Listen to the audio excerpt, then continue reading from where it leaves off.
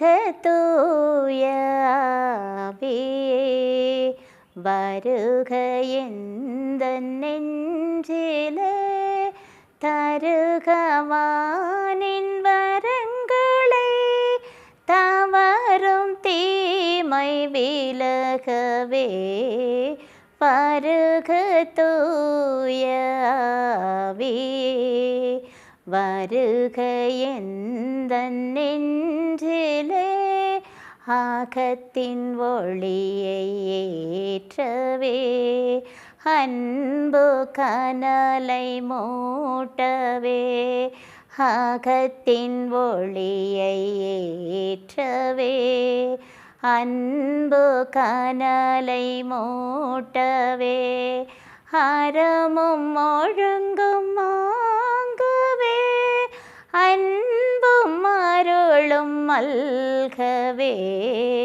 வருக தூய ஆவியே, வருக எந்தன் நெஞ்சிலே. Okay, good morning. நல்லா இருக்கீங்களா? ஓகேங்க.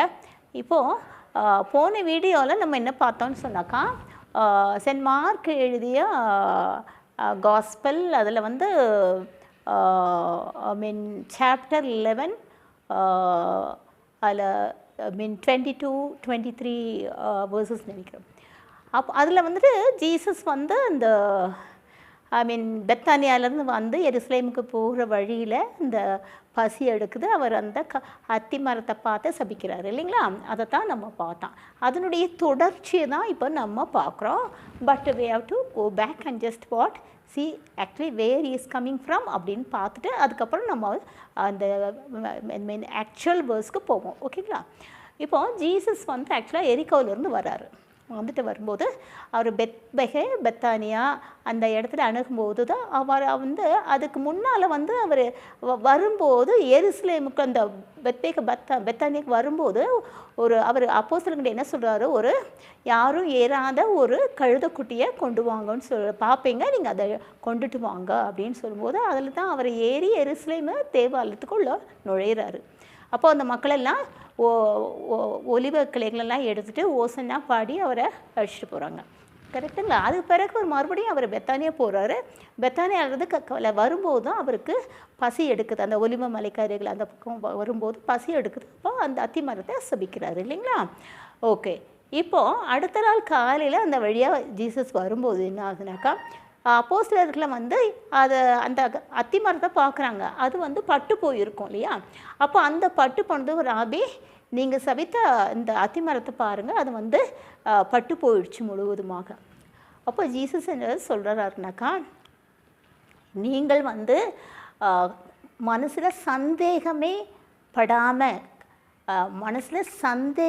படாமல் ஐயம் ஏதுமின்றி இம்மலையை பார்த்து நீ பெயர்ந்து கடலில் மூழ்கி போ அப்படின்னு சொன்னால் அது என்ன ஆகும்? அப்படியே நடக்கும். இப்போ நீங்கள் கடவுள் மீது நம்பிக்கை கொள்ளுங்கள். உங்களுக்கு என்ன தேவையோ அதை வந்து மனசில் ஐயமின்றி முழு நம்பிக்கையோடு நீங்கள் கேட்டது என்னவோ அதை பெற்றுக்கொண்டோம் என்று நம்புங்கள். அது என்ன காரியமானாலும் உங்களுக்கு அது வந்து நிறைவேறும் அப்படின்னு சொல்கிறாரு. அப்போ அங்கே என்னன்னு சொன்னாக்கா, கடவுளை நம்பணும், அசைக்க முடியாத ஒரு நம்பிக்கை. அப்படின்னா அசைக்க முடியாத நம்பிக்கை என்னென்னா சந்தேகமே இல்லாத, ஐயம் இல்லாத ஒரு நம்பிக்கை. கடவுள் எந்த சூழ்நிலை இருந்தாலும் பரவாயில்ல, கடவுள் பார்ப்பார், கடவுள் செய்வார்ன்ற அந்த அசைக்க முடியாத நம்பிக்கையை பற்றி சொல்கிறாரு இல்லைங்களா? அப்புறம் என்ன கேட்டாலுமே அதை வந்து நிறைவேற்றி தரப்படும் சொல்லிட்டு எல்லாம் சொல்லி முடிச்சுட்டு அப்புறம் அங்கே ஒரு செக் வைக்கிறாரு. அப்படின்னா நீங்கள் வந்து ஜெபம் பண்ணும்போது உங்களுக்கு யார் மேலாத ஏதாவது ஒரு பிரச்சனை இருந்ததுன்னா அவங்கள முழு மனதோடு மன்னியுங்கள், அப்பொழுது உங்கள் குற்றங்களையும் கடவுள் மன்னிப்பாருன்னு அங்கே இடத்துல ஒரு செக் வைக்கிறார். இப்போது நீங்கள் என்ன கேட்டாலும் வந்து நீங்கள் சந்தேகப்படாமல் கடவுளை கிட்ட கேட்டு அதை பெற்றுக்கொண்டோம் என்று நம்புங்கள், ஜெபம் பண்ணுங்கள், அப்போ அது உங்களுக்கு நிறைவேறும் சொல்லி highlights the power of what the Lord God Almighty Father. அப்படின்னா அப்படின்னா அவருடைய கடவுளுடைய அதிகாரம், வல்லமை, அன்பு, அவரால் பவர், இது எல்லாமே சுட்டி காட்டுறது தான் இது. இப்போ அந்த மலையை பார்த்து பெயர்ந்து கடலில் விழுந்து மூழ்கி போன்னு சொன்னாலும் நடக்கும்னு சொல்கிறாங்க. அந்த மலை எதை குறிக்குது? So the mountain symbolises actually the obstacles or the barriers. அப்படின்னா நமக்கு கிட்ட நிறைய தடைகள், பிரச்சனைகள் அதெல்லாம் வரும். அப்போது நமக்கு என்ன ஆகும்? ஒரு குழப்பம், ஒரு பயம் எல்லாம் இருக்கும். அதனால தான் ஜீசஸ் சொல்கிறாரு, நீங்கள் என்ன வேணுமாலும், என்னவாக இருந்தாலும், என்ன சூழ்நிலை இருந்தாலும், எந்த பிரச்சனையாக இருந்தாலும் கடவுள்கிட்ட நம்பிக்கையோடு கேளுங்கோ, கேட்டுக்கொண்டதை நாங்கள் பெற்றுக்கொண்டு வரோம் என்று நம்புங்கள்னு சொல்கிறாரு. அப்படின்னா எந்த குழப்பமான சூழ்நிலையாக இருந்தால், என்ன பிரச்சனையாக இருந்தாலும், தீர்க்க முடியாத பிரச்சனையாக, நம்மளால் முடியாதுன்ற அந்த பிரச்சனையாக இருந்தாலும் கடவுள் மீது நம்பிக்கை கொண்டு அவரோட கேட்டு, நம்ம இது போயிடும், இந்த பிரச்சனை நம்ம விட்டு போயிடும், இல்லாட்டி இந்த நான் கேட்டது கிடைக்கும் அப்படின்ற அந்த நம்பிக்கையில் கடவுள்கிட்ட கேட்டால் நிச்சயமாக இட் வில் பி கிராண்டட். நிச்சயமாக கடவுள் அதை செய்வார் இல்லைங்களா? ஸோ அந்த நம்பிக்கையோடு தான் நம்ம ஒரு சந்தேகம் இருந்தால் நிச்சயமாக அவரால் எதையுமே கடவுளிடமிருந்து பெற்றுக்கொள்ள முடியாது. ஏன்னா அவன் சந்தேக பிராணி. அவனால் கடவுள் மேலே நம்பிக்கை இல்லை, கடவுள் மேலே அன்பு இல்லை, அவருடைய பவர் மேலே, அவருடைய அன்பு மேலே, அவருடைய இரக்கத்தின் மேலே, அவர் வல்லமையின் மேலே அவனுக்கு நம்பிக்கை இல்லை. எனக்கு நம்பிக்கை இல்லை, இல்லாட்டி உங்களுக்கு நம்பிக்கை இல்லை, யாருக்கும் நம்பிக்கை இல்லைன்னு அர்த்தம். ஆனால் கடவுள் மேலே அசைக்க முடியாத நம்பிக்கை இருந்தால் நிச்சயமாக நம்ம என்ன பண்ணலாம்?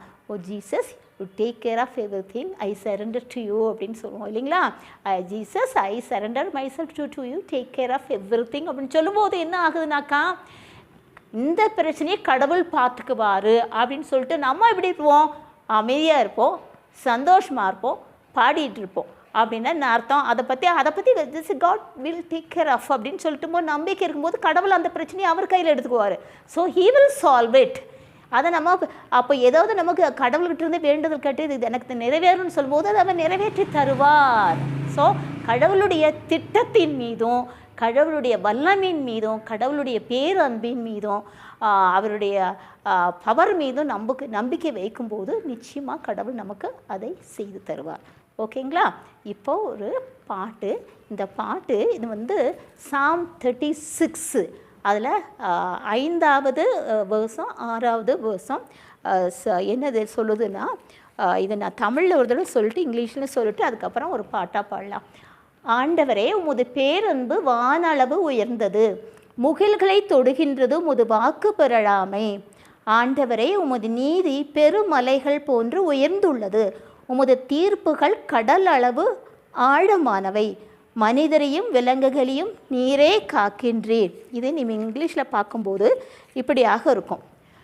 Your unfailing love, O Lord, as vast as the heavens, your faithfulness reaches beyond the clouds, your righteousness like the mighty mountains, your justice like the ocean depth, you care for people and animals, O Lord.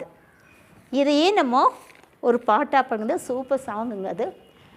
பிரபு தேரா प्यार साहस से भी गहरा, तू है महान आसमानों से भी ऊंचा, तेरे विचार सागर की रेत से ज़्यादा, प्रभु तेरा दिल सृष्टि से भी है बड़ा, प्रभु तेरा प्यार सागर से भी गहरा, तू है महान आसमां से भी ऊंचा, तेरे विचार सागर की रेत से ज़्यादा, प्रभु तेरा दिल सृष्टि से भी है बड़ा,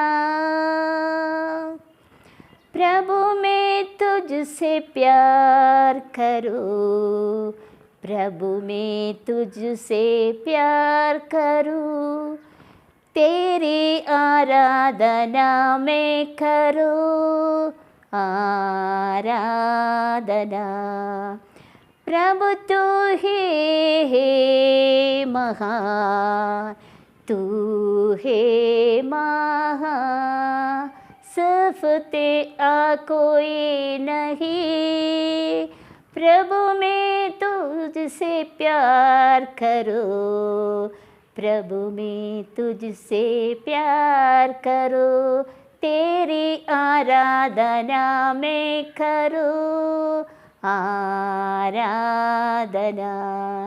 प्रभु तू ही है महान, तू है महान, सिर्फ तेरा कोई नहीं।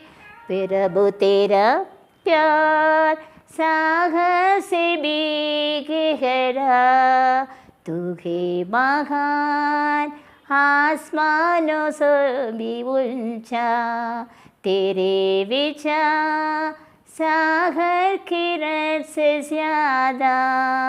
प्रभु तेरा दिल सृष्टि से भी है बड़ा, प्रभु तेरा प्यार सागर से भी गहरा, तू है महान, आसमान से भी ऊंचा, तेरे विचार सागर किरण से ज़्यादा।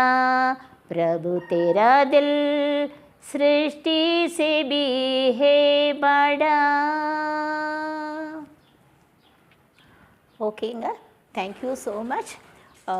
இந்த வீடியோவில் நம்ம தெரிஞ்சின்றது என்னென்னா, கடவுள் மீது அசைக்க முடியாத நம்பிக்கை, ஆனால் அவருடைய திட்டத்தின் மீதும் வல்லமையின் மீதும் பேர அன்பின் மீதும் இரக்கத்தின் மீதும் நம்ம நம்பிக்கை வைத்து அவருடைய திட்டத்திற்கு நம்மை சரண்டர் பண்ணிட்டா நிச்சயமாக கடவுள் பார்த்தது நாம் நினைப்பதற்கும் மேலாக அவர் செய்து முடிப்பார். ஓகேங்களா? Bye. Thank you so much. Till I see you next video. Okay, bye bye. Thank you so much.